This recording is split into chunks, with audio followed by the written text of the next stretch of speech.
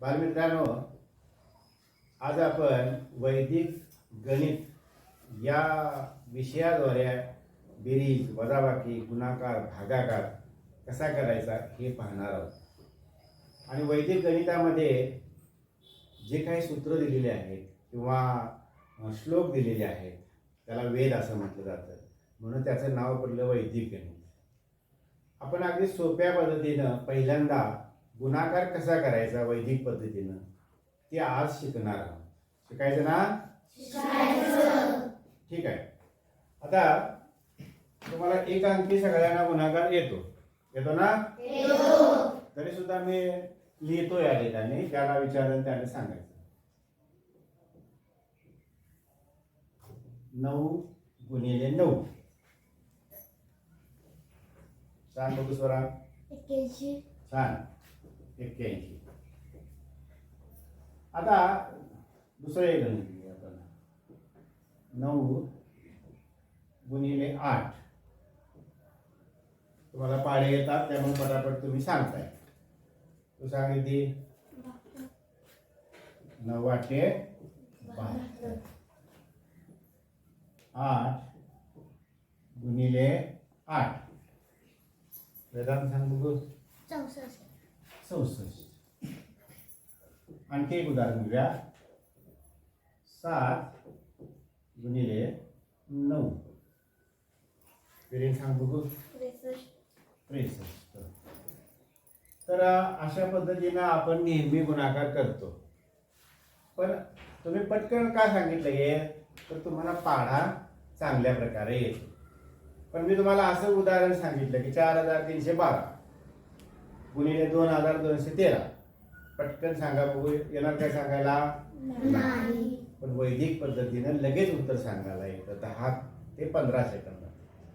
म्हणून आपण पहिल्यांदा वैदिक पद्धतीनं एक अंकी गुणाकार चांगल्या पद्धतीने शिकायचा. मग तुम्हाला 2 अंकी, 3 अंकी, 4 अंकी, 5 अंकी गुणाकार शिकवला जाईल आणि ते पटपट तुम्ही करू शकाल. चला आपण वैदिक पद्धतीनं कसा गुणाकार, हाच गुणाकार कसा करायचा ते आपण पाहूया.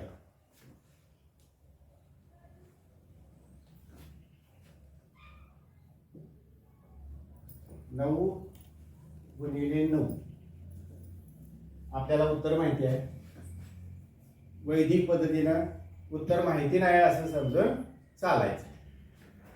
आता 10 हे दशक स्थानापर्यंत आहे असं समजायचं आणि 10 मनामध्ये घ्यायचं. 10 पेक्षा 9 कितीनं कमी आहे? 1. आणि इथं कितीनं कमी आहे? 1. छान. आता ह्या दोन्हींचा गुणाकार करायचा. 1 चा आणि 1 चा किती आला? 1 झाला.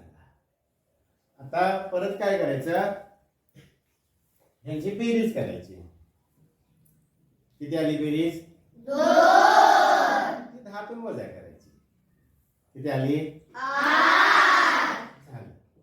81 उत्तर आलं.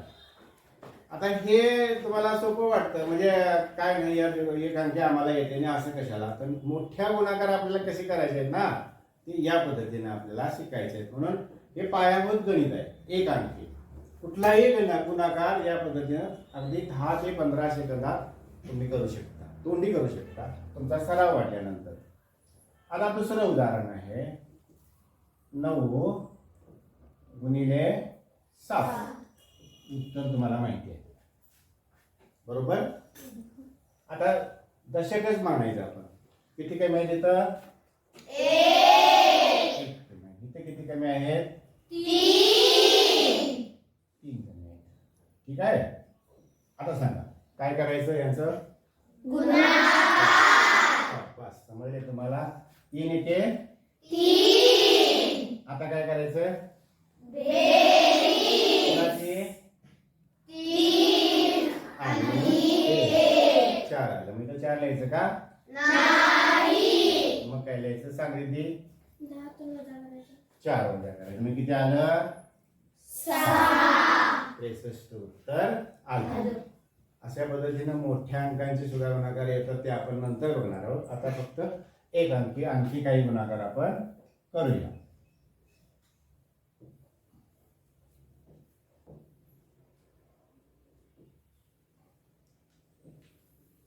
याचं उत्तर तुम्हाला माहिती आहे, पण आपण वैदिक पद्धतीनं शिकणार आहोत.